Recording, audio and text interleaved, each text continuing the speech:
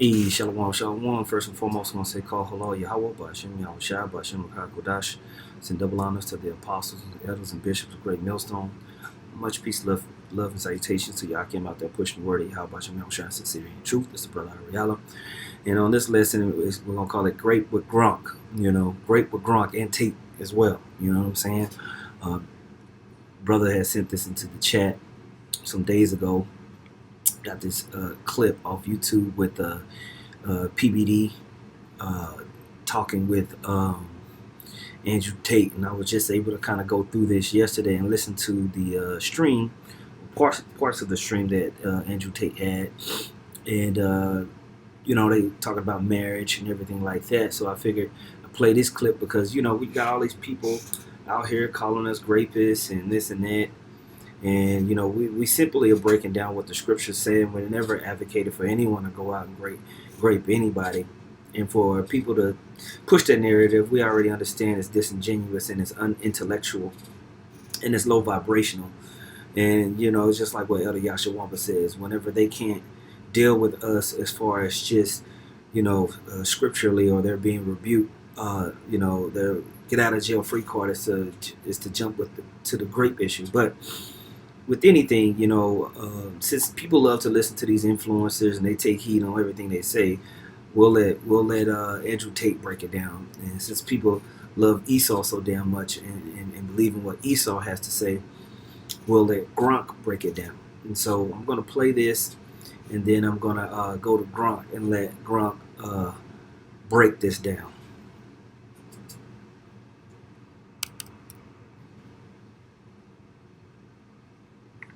Who protects you, who does all of those jobs as a man because he's running around with a few silly girls. There's no point leaving him. You can confront him, we'll talk to him, but there's no point in destroying your family home over this. That's what I would say. People may think I'm not telling the truth, but I'm telling you that's what I would genuinely say. We talk about marriage. There's a really great guy. There's a really great guy on Twitter. Devin Erickson, I think his name is. Everyone follow him. And he replied to my video I made on Elon Musk. No, that's not him. That's a little dork. From Nebraska. That's a little nerd from Nebraska. That's one of the pastor's kids. That's one of the pastor's sons. We don't need them. Devin Erickson almost got a shout out. Okay, that guy's not a dork. All right. All right. Find his reply. I would like to read this verbatim, please. Find his reply to my Elon video where I explain that having children is the business of kings. Please find. He did a thread breakdown of it. This is about 2 weeks ago. His reply to my Elon video. If you can find it, that's not it. There's another one. If you can find it, I would love to read it verbatim because he explains something which is so pertinently important. It's extremely important. So we'll find it. But he talks about what marriage effectively is. Well, he's looking for it. Do you have a summary? Yeah. So what he's saying is people will say Andrew has a bunch of baby mamas and that he's irresponsible. But truthfully, a man's true obligations are protection and provision. This is why the Bible said if you rape a woman, you have to marry her. People see that as, oh, that's bad for the woman. Now, even this guy can understand what it's talking about there in Deuteronomy, the 22nd chapter. If this happens, this is what you do. Okay? It's not advocating to go out and do it. And we've broken that down multiple times. But it happens, and this is how you deal with it. But what they were trying to do is say to men, you're responsible for what you create. You now need to protect her. You must provide for her because of what you've done. It was almost like marriage was not a punishment for the man, but an obligation for the man. And he was explaining. Even here, when you go and read the scripture, it tells you that you pay the father 50 shekels. And now you're married unto her if you did that. It's not that deep. That marriage throughout the longest period in human time was protection and provision. That's all it was. A king could have more wives because he could protect and provide for more wives. He's saying marriage was not bouquets. Marriage was not remembering anniversaries. Marriage was not date nights. Marriage was not holding hands. Marriage was, do I protect you? Do I provide for you? So he effectively defended me and said, Andrew does not have a bunch of baby mamas. He has a bunch of wives because they're all paid for. They're all protected. They all have private security. They're all in. And he's right about that. That was the correct breakdown. If you're dealing with this woman, if you're dealing with multiple women, they're technically your wives. If they're of your nation. If they're of the other nation, your concubine. Okay? mansions. They all drive Bentleys. He's doing his job as a man. That's what a man is supposed to do, effectively. So I would say to my daughter, are your bills paid? Now, if he cuts the money off, or if he refuses to help her or protect her, if he leaves her in the ghetto, that's a different conversation. But if my daughter came to me and said, Dad, say, yes, what's up, my love? I'm living in my mansion, and I'm driving my Bentley, and I have my... Now, does this mean you have to have a mansion and a Bentley in order to have another woman? No. But the overall sentiment of what he's saying, as far as a man dealing with a woman, is true. And you heard him break down there in Deuteronomy, the 22nd chapter, which is what I wanted to stick to. Because when you skip it over, I type this into Grok. Explain Deuteronomy 22, 28 through 29. Okay? So, Deuteronomy 22, 28 through 29 is a passage in the Old Testament that has sparked much discussion and interpretation due to its cultural and historical context. Here's the text from the New International Version. All right? So, because over time and how changes in society, how people view this chapter, it can be spicy. Now, it reads in the NIV, if a man happens to meet a virgin who is not pledged to be married, she's not betrothed, and rapes her, literally just translates that word, right? And they are discovered, he shall pay her father 50 shekels of silver. He must marry the young woman, for he has violated her. He can never divorce her as long as he lives. So this protects her in a society where if a woman gets raped, she's pretty much would be cast out as defiled and disgusting. All right, so this law protects the woman to be able to be taken care of in a society that's very strict with this stuff. Back in the ancient world, this is not rocket science. This is only with people that try to twist things to try to get one up on Great Millstone, but it is backfiring because people are finding out once they actually look into the matter that people are disingenuous, they're lying about Great Millstone, and then you discover all of these scandals amongst these other groups. They're the ones that are freaks. Okay? It says context and meaning. It says this law falls within a broader section of Deuteronomy, chapters 21 through 22, that addresses various social and moral regulations for ancient Israel. It specifically deals with a situation involving a man and an unbetrothed virgin, meaning a young woman not yet promised in marriage. The Hebrew word translated as rapes here is the combination of two verbs, tapas, to seize or take hold of, and shakab, to lie with. Scholars debate whether this always implies forcible rape or could also include seduction followed by consensual sex in some cases. So this is what other people will say, that it's just you seducing a woman.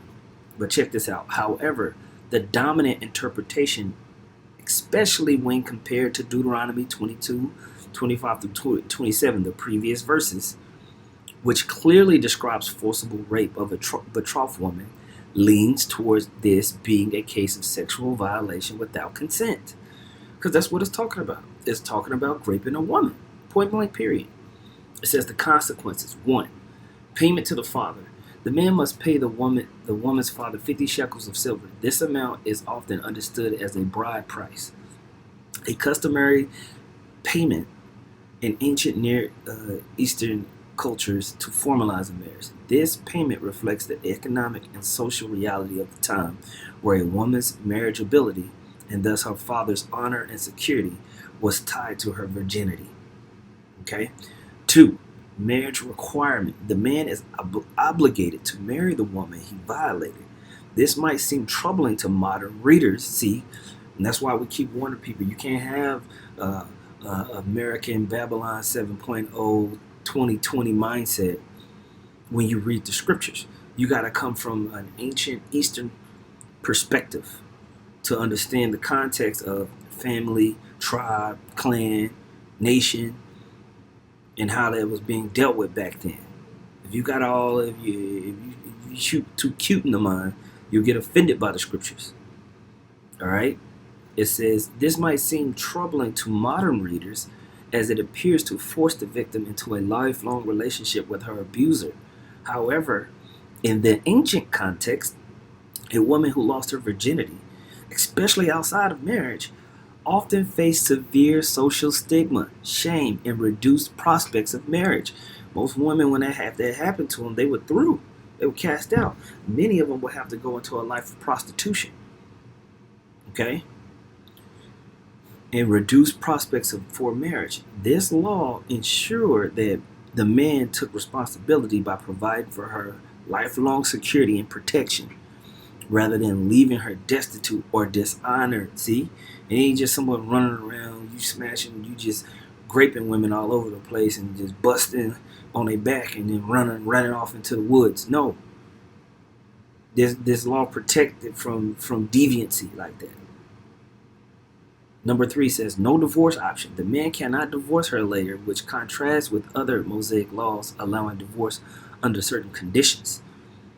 All right, then it names Deuteronomy 24, 1 through 4.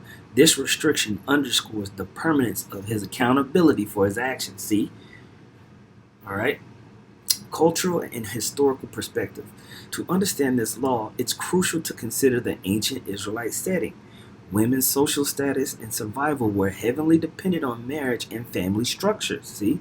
A woman who was raped or seduced might otherwise be seen as unmarriageable. Okay, leaving her vulnerable to poverty or exploitation. That's exactly what happened, because eventually the dad would, a lot of times the dad would kick a woman that's been around out. Okay, she would have to go fend for herself in the streets.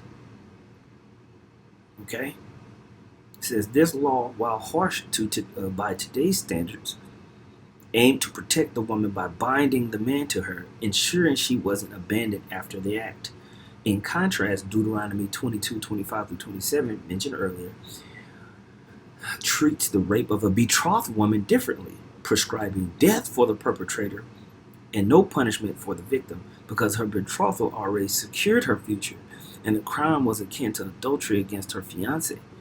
The difference in outcomes reflects the legal distinction between betrothed and unbetrothed women, and that's how we broke it down the whole time.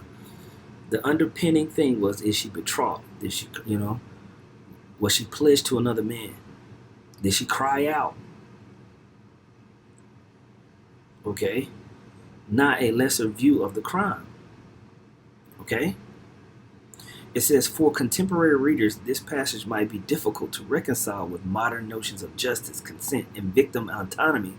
Forcing a victim to marry her rapist is unthinkable today. See how, and this is how the average American Israelite, you Christ believers that call yourselves Israelites, that's how y'all, this is the outrage that y'all try to play upon when condemning Great Millstone, when we simply are bringing out an ancient custom.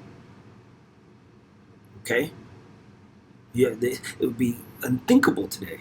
Oh my gosh, I can't believe it was just madness. I've never heard, you have to do Tazariah, which he mangles the scriptures all the time.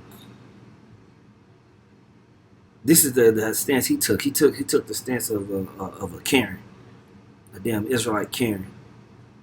So forcing a victim to marry her rapist is unthinkable today, and rightly so. Many biblical scholars and theologians argue that this law was a pragmatic measure tailored to its time, not a universal moral idea. No, whatever the scriptures say is what the scriptures say, man. And that's the thing. Y'all want to change it up for modern sentiment. No.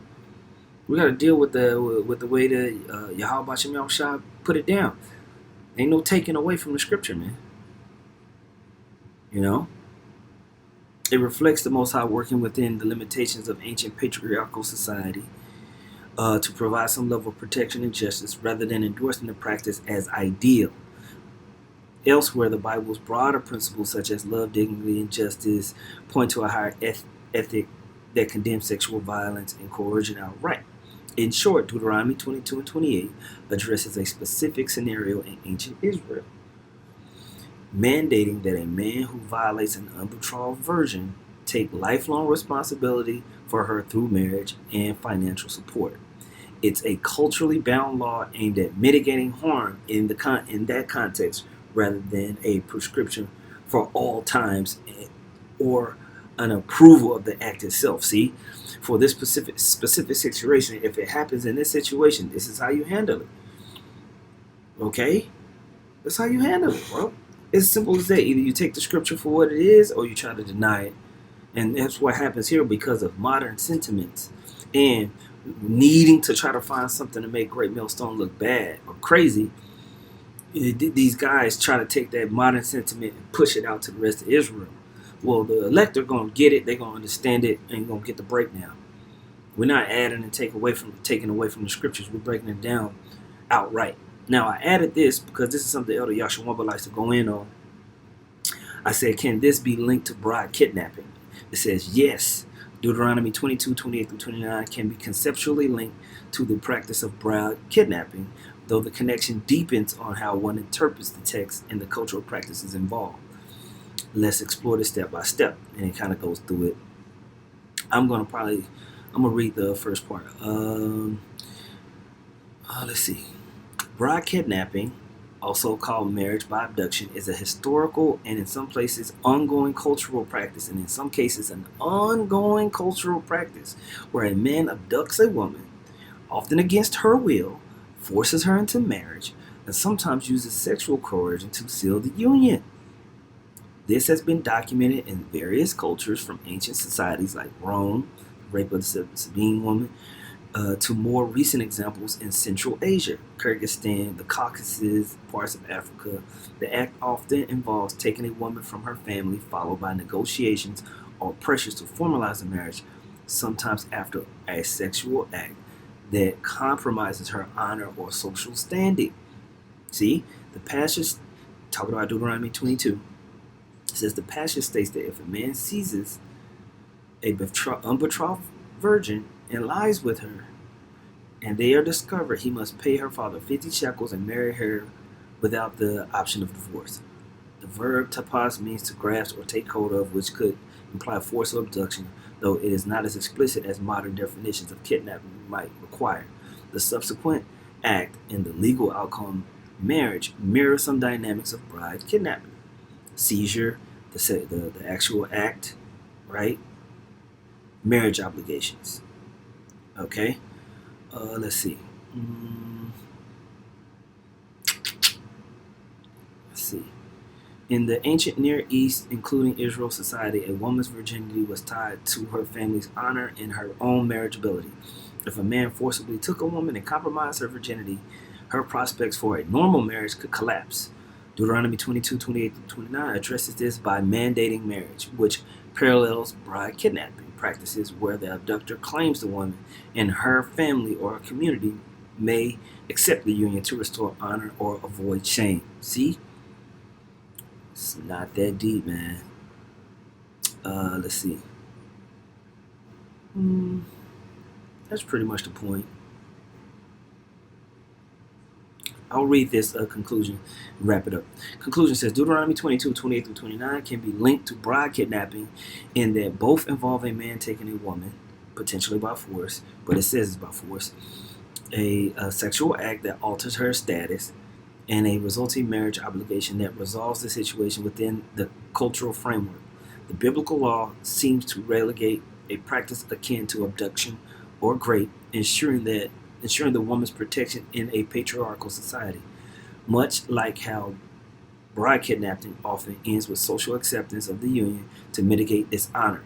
However, the biblical text is a legal statute, not a direct endorsement of abduction as a marriage strategy. Now, yeah, actually, that was a low-tier way of getting a woman. That's not the traditional way to get a woman, to go and just grab a woman up and rape her. Okay, but if it happens, this is how you deal with it. All right? And its focus is on accountability rather than premeditated bride capture. Exactly. The link exists in the shared themes of seizure, violation, and forced marriage rooted in ancient gender dynamics. Yeah. So Grok gets it. It's a simple breakdown there. You know? They understood that. Okay? And even because check what it said, broader biblical context. Interesting. Bride kidnapping like behavior appears elsewhere in the Bible. In Judges 20 through 21, 20 through 23, the men of Benjamin were told to catch wives from the daughters of Shiloh during a festival, abducting them to resolve a tribal crisis. Right? That was a form of it, man. These are practices that happened in the ancient world, man. People got to grow up. And you men out there that's trying to disparage Great Millstone, man, you are pathetic. That man will say, call halal Yahweh Ba'Shem Yahushua Ba'Shem Kodash. Double honors once again to the apostles and elders of Great Millstone. Much peace, love, and salutations to y'all. I came out there, push the word of Yahweh Ba'Shem Yahushua, sincerely and true. Shalom.